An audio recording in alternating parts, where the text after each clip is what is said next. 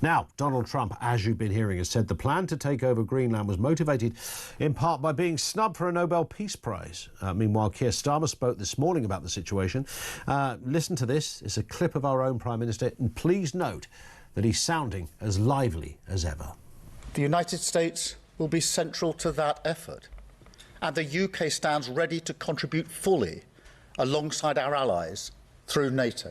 Any decision about the future status of Greenland belongs to the people of Greenland and the Kingdom of Denmark alone. That right is fundamental, and we support it. It is also supported by the Conservative Party, and I think it'd be reasonable to say by Reform UK as well. They've seemed to have put the caveat in. Robert Jenrick was speaking here this morning on Talk with Julia. His point was you have to kind of understand why America are wanting this. And that's all about defence and security. Let's speak with Jacob Reynolds, Head of Policy at MCC Brussels. That's a think tank making the case for stronger nations and borders and strong ideals in defence of European civilisations. Well, here's a potential threat to a civilisation, I guess, Jacob. Good afternoon to you, by the way. Donald Trump, he wants Greenland. Is he going to get it?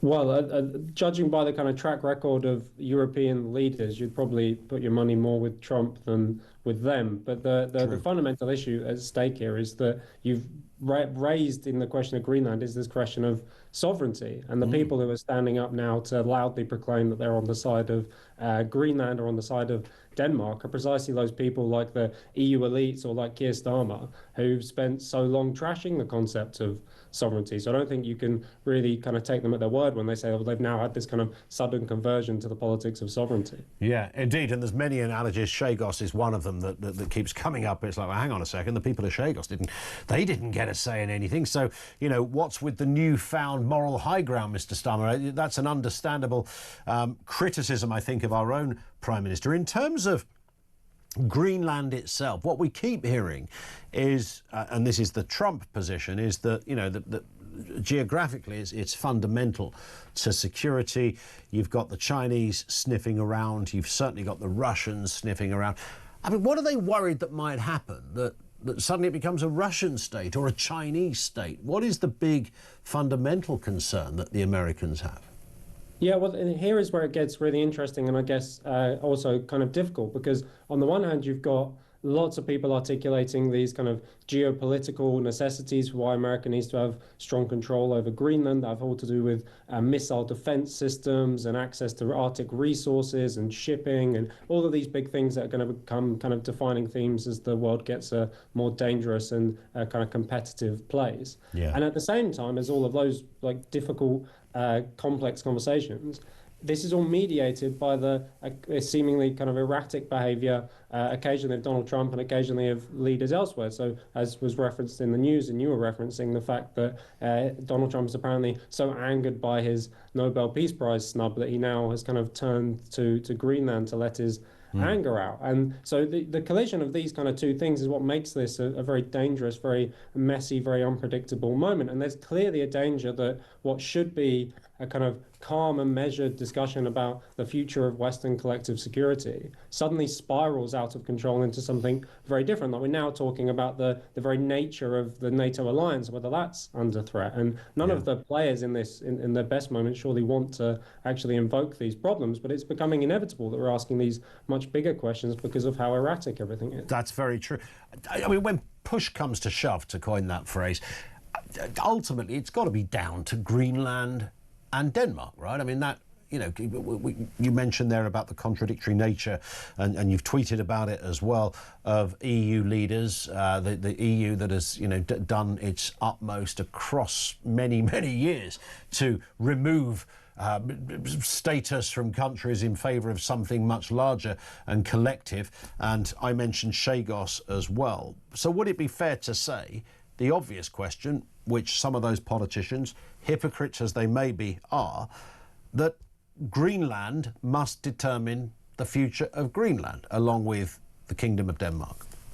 Yeah, well, you obviously, if you believe in the principle of sovereignty, you have to Yeah. say that this is not something that can be externally imposed by the United States or by anyone else. And you also, at the same time, want to say just because the United States has said that it wants the territory, it doesn't mean we now need to have a referendum on that question in Greenland either. But the problem is that European leaders have been so kind of geopolitically clueless and have spent so long with their heads in the cloud of the fantasy of a so-called rules-based international order where everybody talks things through and gets along and nobody invests in their militaries and nobody kind of asks big, difficult questions about the future of the world. They spent so long in this fantasy land where sovereignty was a word that was conspicuous by its absence, where they've spent so long there that they're now completely and catastrophically unprepared for the reality of a world that's very, very different. And the fact that they're these kind of meager token, the kind of gesture of sending a small number of troops to Greenland, which only seems to have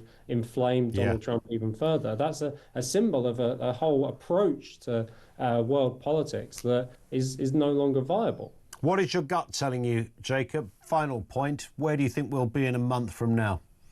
Well, I'd like to hope that some calmer heads can prevail and that we certainly avoid any kind of military confrontation. I think that the track record of Trump suggests that there's still some hope that this kind of Trumpist impulse of asking for mad things and then negotiating down or chickening out, or as is often put, but that is the kind of operating way that Trump likes to deal with these issues. So the hope is very much that there'll be some kind of agreement rather than any kind of forceful action, or that some other international crisis kind of comes up which distracts Trump's attention. I still think that the stakes are too high for it to really get out of control, but the fact that these things can't be handled anymore behind closed doors as they really should be among kind of leaders privately first is a very worrying development for the West in general, for Europe and America. I was just thinking, just a very final point, Jacob, the World Economic Forum, of course, their big powwow in Davos kicks off today.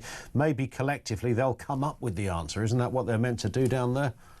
Well, yeah, you'd like to think that the conspiracy theory of everything being puppeteered in Davos was actually true and that you could actually rely on them to do these things properly. But I think that actually that's not the case, and that all of the leaders will be kind of milling around at Davos looking at each other slightly clueless because nobody really knows how to resolve what has become such a big existential crisis for the West. Indeed. Jacob, thank you for your time. Really great to talk. Jacob Reynolds, Head of Policy at MCC Brussels. They are a think tank who looks at areas such as strong nations, strong borders and defence of European civilization.